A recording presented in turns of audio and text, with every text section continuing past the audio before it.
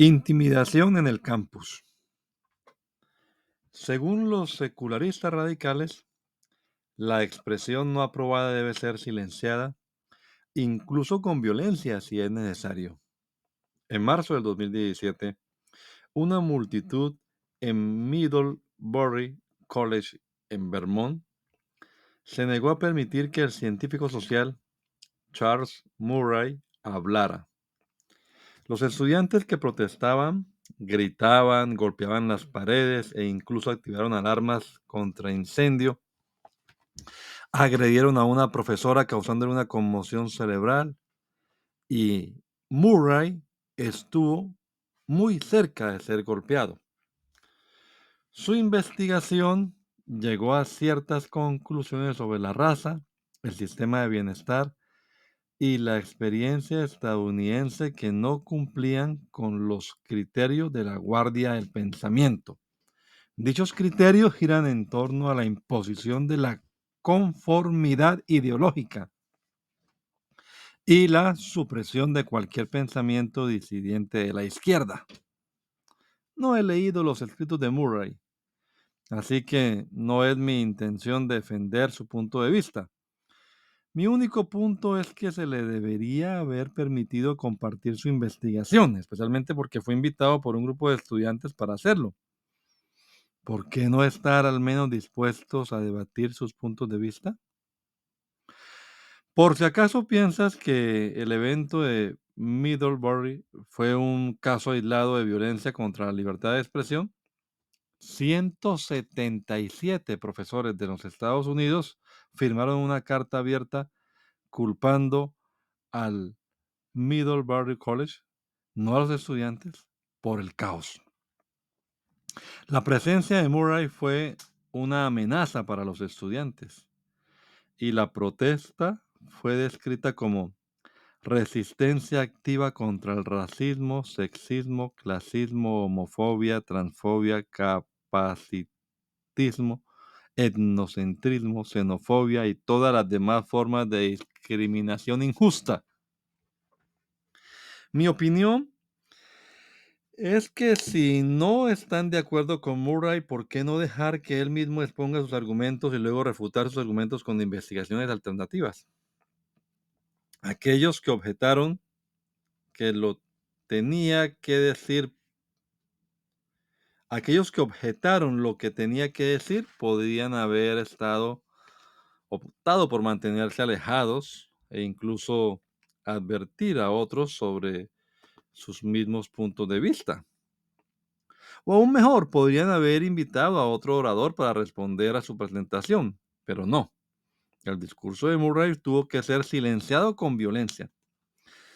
No se necesita refutación de sus teorías propuestas. La violencia se considera un sustituto aceptable del pensamiento racional. En incidentes como estos, el colegio o la universidad suele emitir una declaración que comienza con creemos en el derecho a la libertad de expresión, pero y luego de una lista de razones para prohibir la libertad de expresión. Luego de la admisión, la administración casi siempre complace a los protestantes, a los estudiantes, por más escandalosas que sean, declarando que necesitamos tener una conversación más profunda. La pérdida de nuestras libertades puede tomar un giro inusual. En el caso judicial de la Sociedad Legal versus Martínez, que surgió cuando la Universidad de California insistió en que la sociedad legal cristiana no podía exigir a sus líderes que se adherieran a un determinado conjunto de creencias y comportamientos, sino que debían estar abiertos a todos los estudiantes sin discriminación alguna. Y esto significa, entre otras cosas, que un ateo podría convertirse en presidente de la sociedad legal cristiana en ese campus. Esta acción por parte de la universidad fue una negación de la libertad de asociación y el libre ejercicio de la religión. La noción de que los grupos estudiantiles en la universidad no pueden tener requisitos religiosos, políticos o morales para el liderazgo desafía el sentido común y socava el propósito mismo de tales grupos. ¿Qué subyace en el centro de la intolerancia en el campus? McDonald escribe, abro comillas, en su centro hay una cosmovisión que ve a la cultura occidental como endémica, racista y sexista. El objetivo principal del establecimiento educativo es enseñar a los jóvenes, dentro de la creciente lista de clasificaciones oficiales de víctimas, a verse a sí mismos como existentemente oprimidos. Uno de los resultados de las enseñanzas es el silenciamiento forzado del discurso contrario. Cierro comillas. Reconocerás que los argumentos contra la libertad de expresión son básicamente los mismos que los comunistas usaron durante el reinado del terror en Rusia y Europa del Este. El argumento es simple: la libertad de expresión socavaría los derechos de los oprimidos y los pobres a quienes el Estado desea ayudar. La libertad de expresión debe ser prohibida por el bien del pueblo, es decir, para que los derechos de todas las personas estén igualmente representados. Los capitalistas no deberían tener permitido argumentar contra los socialistas, los cristianos no deberían desafiar el ateísmo, y los librepensadores no tienen derecho a argumentar que hay formas en que el Estado podría hacer un mejor trabajo sirviendo al pueblo.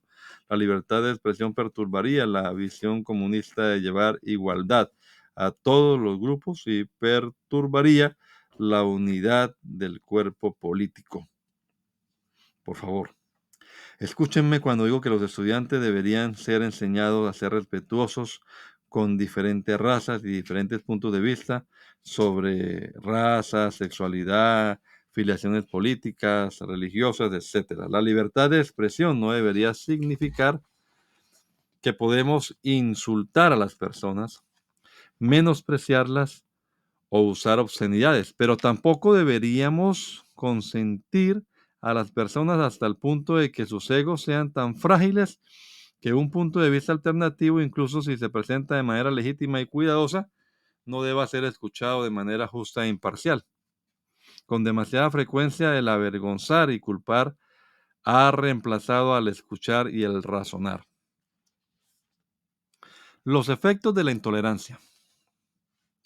Desde la década de los 70, el movimiento radical ha estado estableciendo una base política en nuestras universidades, purgando a los profesores y textos conservadores y transformando disciplinas académicas en cursos de entrenamiento político.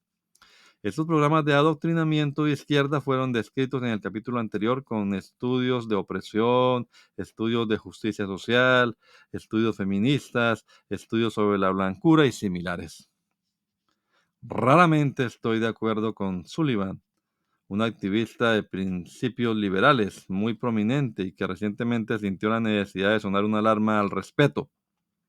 Señaló que este movimiento radical representa una amenaza existencial para el orden americano del pluralismo y la libertad individual.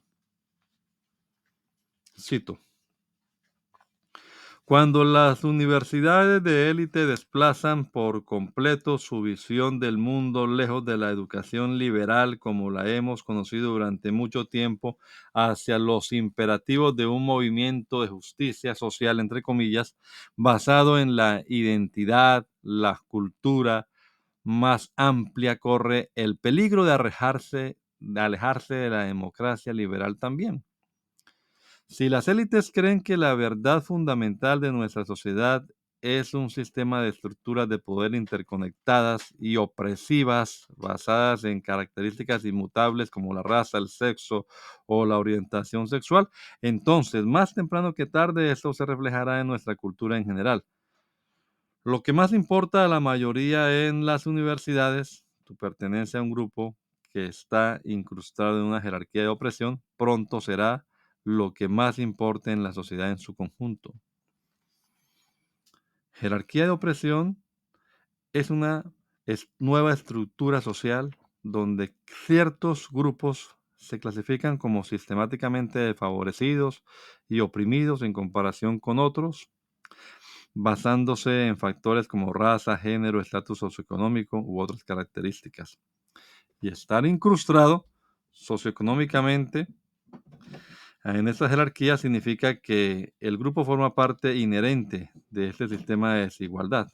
La frase sugiere que la posición del grupo en esta jerarquía afecta sus experiencias, oportunidades e interacciones con otros en la sociedad. Sullivan continuó escribiendo cómo esta noción constituía un asalto al principio fundamental estadounidense de la libertad y la igualdad de los individuos. Cito: el concepto de que un individuo existe aparte de la identidad grupal se está desvaneciendo del discurso por completo. La idea del mérito individual en contraposición con diversas formas de privilegio no merecido es cada vez más sospechosa. Los principios de la Ilustración, que formaron la base del experimento americano, como la libertad de expresión sin restricción, el debido proceso, los derechos individuales en lugar de los derechos comunitarios, ahora se conciben rutinariamente como meras máscaras de poder blanco machista, términos acuñados para expresarse y resaltar la opresión de las mujeres y de los no blancos. Cualquier diferencia en los resultados para varios grupos siempre es una función o un resultado de odio, en lugar de una función natural, una elección, la mera libertad de hacerlo o la propia decisión individual. Y cualquiera que cuestione estas afirmaciones es obviamente una persona de supremacía blanco per se.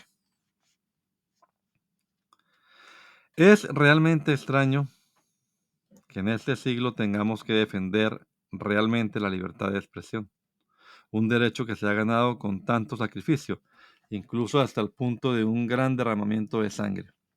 Si la Ilustración nos enseñó algo, es que la libertad de expresión surgió a través de la disposición de aquellos que tenían puntos de vista opuestos a participar de manera civilizada en argumentaciones, discusiones y debates acalorados. Argumentos a favor de la libertad de expresión. Vivimos en una generación ofendida.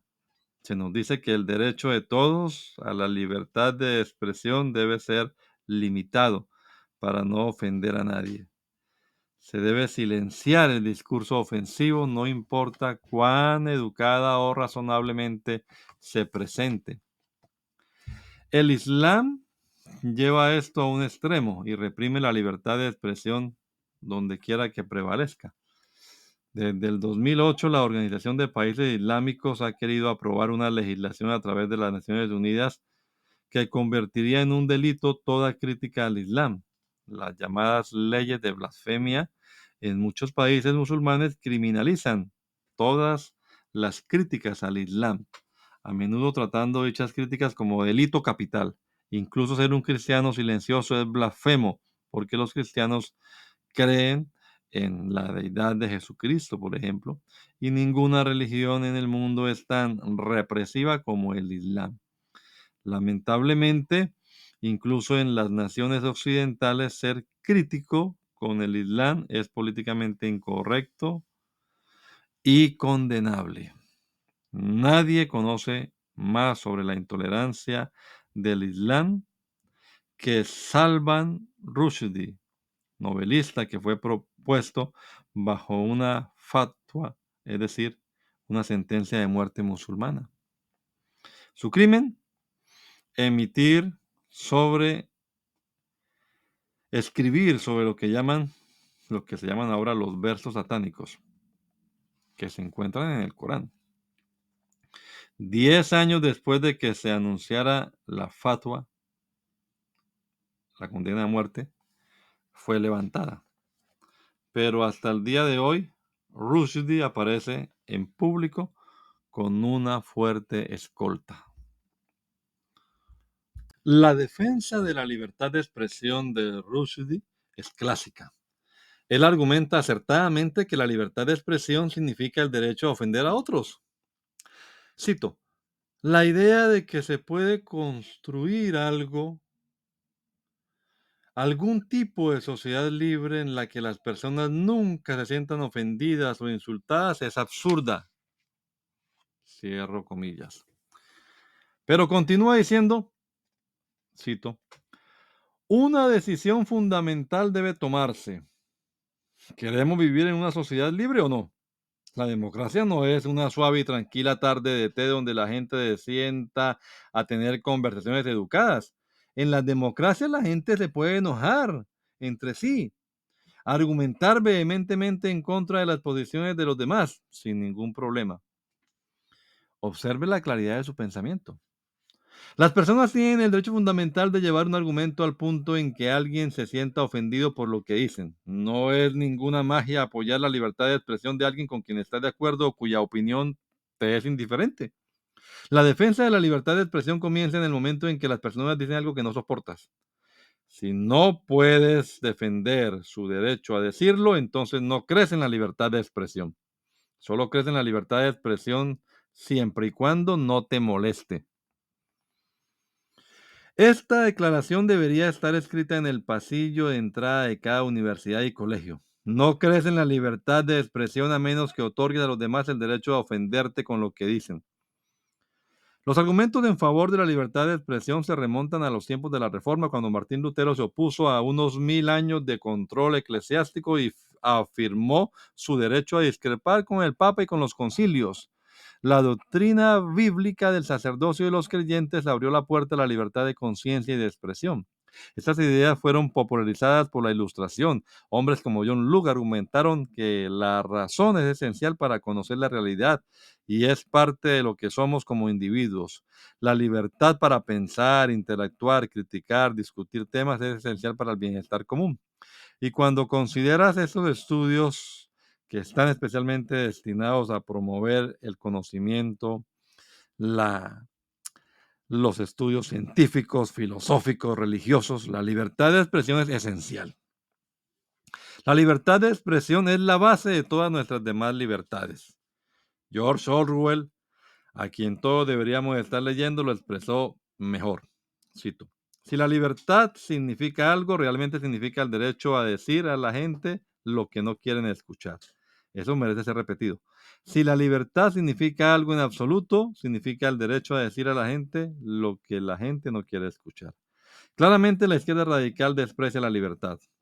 La posibilidad de escuchar algo que le resulte ofensivo o que no se ajuste a sus creencias arraigadas los hace retirarse a lugares seguros, donde puedan lidiar con los que se perciben como marginados y victimizados y no apreciados. Anhelan una cámara de eco, donde solo escuchen el sonido de sus propias voces y quejas. Ahí está la ironía. Los censores, los radicales que están demasiado dispuestos a negar la libertad a quienes no están de acuerdo con ello, son percibidos en nuestra cultura como tolerantes, mientras que quienes deseen adherirse a opiniones cristianas o tradicionales son considerados como intolerantes. En otras palabras, la filosofía de izquierda es esta: predicar tolerancia, pero practicar una intolerancia inflexible contra cualquiera que tenga el coraje de expresar un punto de vista distinto. Marcus y Stanley Fish aprovecharon la libertad de expresión cuando escribieron sus libros en contra de la libertad de expresión.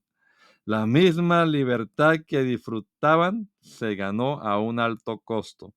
Querían negar a otros el mismo derecho que les permitió expresar su perspectiva a través de sus escritos y conferencias. La libertad de expresión siempre ha sido una de las libertades más sagradas en Estados Unidos de América. Frederick, Frederick Douglass declaró en 1860 que la esclavitud no puede tolerar la libertad de expresión. 5 años de su ejercicio harían desaparecer el bloque de subastas y romperían cada cadena en el sur. Douglas dijo estas palabras en un momento en que los periódicos apoyaban la prohibición del discurso abolicionista. Después de ser atacado por una multitud, Douglas advirtió que la libertad no tiene sentido donde el derecho de expresar los pensamientos y opiniones ha dejado de existir. Ese, de todos los derechos, es el temor de los tiranos. Es el derecho que primero derriban. La libertad de expresión es el terror de los tiranos.